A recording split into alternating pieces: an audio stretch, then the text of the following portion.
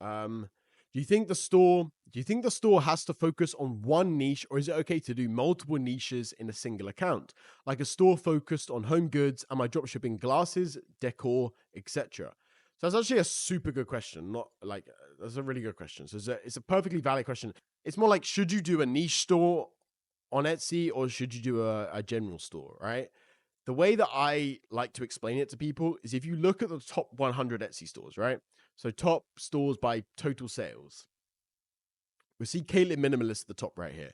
Caitlin Minimalist is a jewelry store that focuses, funnily enough, on minimalist jewelry. You know, they're just selling minimalist jewelry. You know, they're not selling gothic jewelry. They're not selling like dark jewelry. You know, they're selling jewelry for white chicks, right? For white girls, you know, from really the ages of probably 16 to 45. That's their target market. You know, they're specifically focusing on white girls within that age bracket.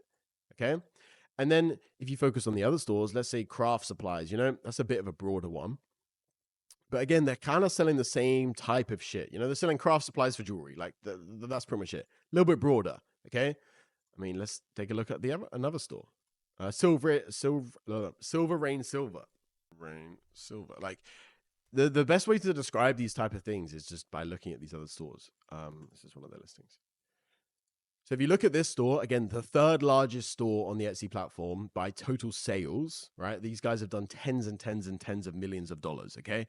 This literally is all the same shit, right? Again, you're really targeting white chicks, you know, 16 to 45. They're selling minimalist, small, cheap jewelry, okay? They're selling all in the exact same niche. You know, they're not differing too much outside of it.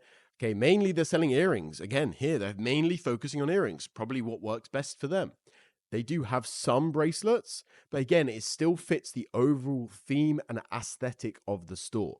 Really, if you look at pretty much any store, this one's actually a bit of a different one, right? This is still different, but it's the same, right? These guys focus on diamonds. You know, diamonds are really high-end jewelry. Okay, this is covered in this is gold and diamonds. You know, this is silver, again, high-end kind of jewelry kind of stuff. And this store prints. This store's done like $40 million, like something crazy like that, right? So really the best thing to focus on is go niche, but go niche with the aesthetic of the store. Okay, so if you're selling wall art, right? Big things of wool, like wall art, like wooden sculptures and stuff like this. Focus on the type of people that would buy that type of product. Okay, so what you don't want to have is like two people of like totally different demographics purchasing from one store. You want the demographic to all be kind of similar. Okay, it doesn't have to be so strict with this. You don't have to just do silver earrings, right? Like these guys, Silver Rain Silver, don't just do silver earrings. They also sell kind of, is this their store? Yeah, no, this is not even their store.